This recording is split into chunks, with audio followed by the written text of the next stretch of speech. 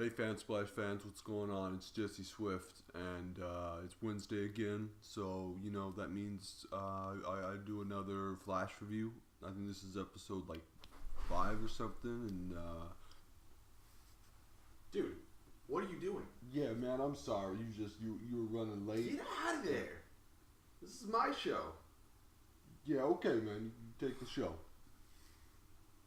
Bye, guys.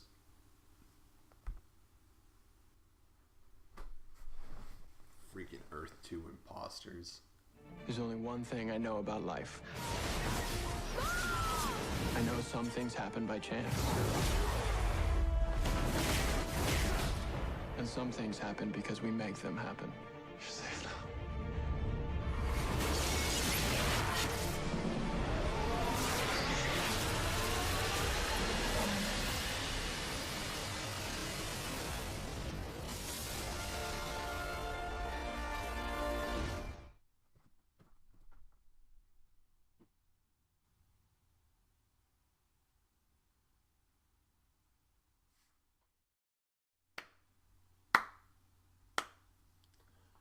Well done, Flash. So, guys, this was probably my favorite episode of the season so far, which is kind of weird because it was a filler episode. It's interesting because on one end it was a totally throwaway villain. You actually don't even get to see the person until like the last 5 minutes of the show. But to me, it is memorable because of how it was handled.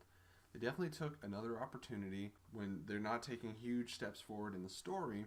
They took an opportunity to really focus on the characters just to give like a background villain. But the way they handled this was very interesting because to me this wasn't a very exciting promo. After the last episode when they showed the promo for this season, I watched it and I was like, man, are they really going to go down that alley again with Harrison Wells? Is he going to have some big secret? Is he going to be some maniacal villain? I'm like, I'm getting really tired of this. But no, they threw you for a loop, and I really appreciated that. And I really want to say that I love this new Harrison Wells, and throughout the entirety of this episode, I had a smile on my face because he's just so charismatic and endearing, and at the same time really annoying. And I just love how he really gets under Cisco's nerves. Because Cisco's used to being the one that talks all the time, but now he's got competition with Harrison. But anyways, the episode title is Monster. And I thought maybe that was like a double entendre and it was also referring to this new Wells. That is not the case. We see a giant monster storming through Central City. It looks like a giant Godzilla thing with 4 arms. I gotta commend, I know they have limited CGI on the CW and budget. I think they did a really good job with the design, at least for the creature. I thought he was pretty cool to look at.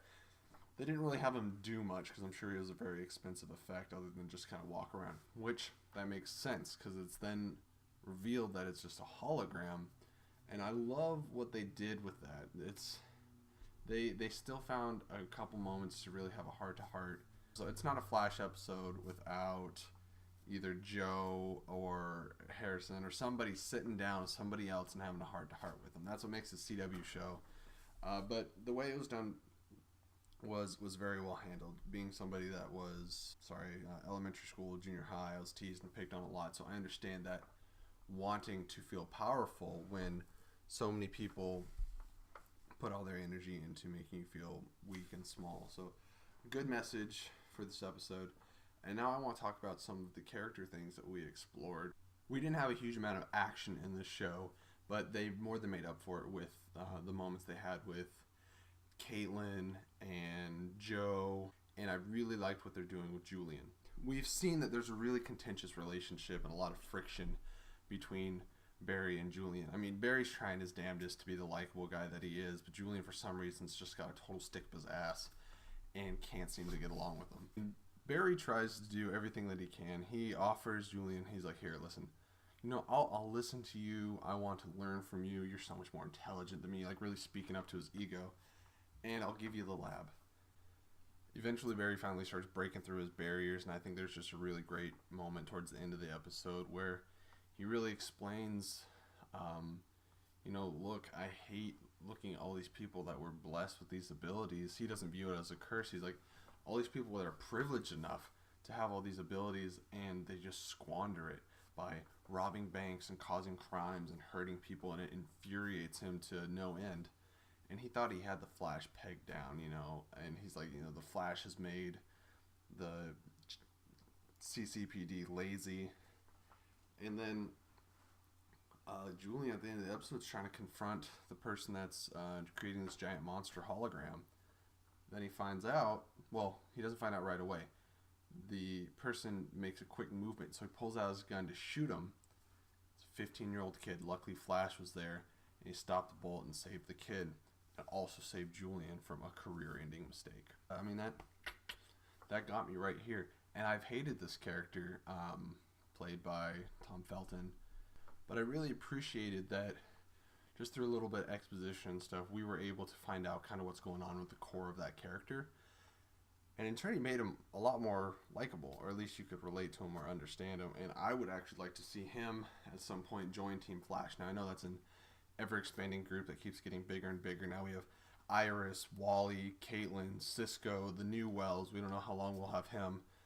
Joe. But I like the addition. I like his sarcastic, dry sense of wit and humor. And I think that's something that we don't get a lot with the group that we have there.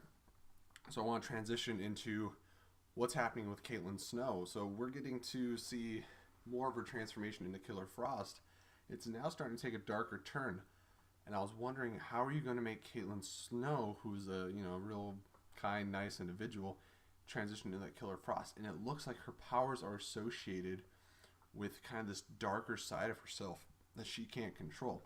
Kind of like a Hulk transformation type thing. And when the powers turn on, it kind of switches something off in her brain. And she goes and visits her mother to, one, try to reconnect with her, two, figure out more about what's going on with her. But somebody really pushes her, and we get to see her eyes kind of turn white, and she starts going to this dark place. And her mother warns her, listen, the more you use this ability, the more it's going to take over. So you have to do everything in your power to really, never use it. And of course, it's involuntary. So she's starting to use it. She's starting to transition. And I want to see what they do with the Killer Frost character. Are they going to actually, have the balls to, after 3 seasons, turn Caitlin Snow into a villain down the road? Or, what are we going to do? Are they going to get under control? Are they going to get rid of it? Are we going to have a good Killer Frost? There's a million different directions that they could go. I'm actually more interested in seeing what happens with Wally West. I want him to become Kid Flash. I know he's going to have to talk to Dr. Alchemy. And looking at the promo, it looks like that might happen next episode. So that's very exciting. It's nice having a new, it was a new villain, something that wasn't really a rehash of what we'd seen. It wasn't somebody affected by the particle accelerator. And it wasn't somebody from Earth, too. So, good job, Flash, on trying to stay as original as you can with having 23 episodes to do, which I can understand. There's just a lot of good moments. I really have very little complaints about the show. Obviously, if you stand back and look at it, it's a filler just to get us from point A to whatever point B is. And I think they did a great job keeping me entertained throughout the episode. My question is, it looks like Dr. Alchemy is probably the main villain of the season, but I don't really know where this season's going yet. And I guess most seasons by episode 5, you don't have a great idea. By episode 8, we should definitely know what's happening and where we're going to end up and things like that. So, I want to know what you guys thought of episode 5. Are you looking forward to episode 6? Are you still watching The Flash? I assume you are because you're watching this video. And make sure to leave a like and a comment, and then subscribe to our channel, and follow us on all the various social medias. And until next time, may the Speed Force be with you.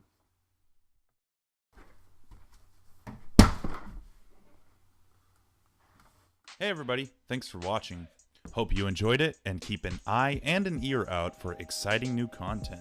Be sure to follow us on all the social media sites. Twitter is @TheFansplash. YouTube, just search Fansplash. We've got an open Facebook network, Fansplash Network. Instagram is fan_splash_podcast. soundcloud.com/fansplash. You can email us, thefansplash@gmail.com, and Reddit at r/fansplash. Title and end credit songs written by Jacob Hall. See you next time. May the film be with you. Always.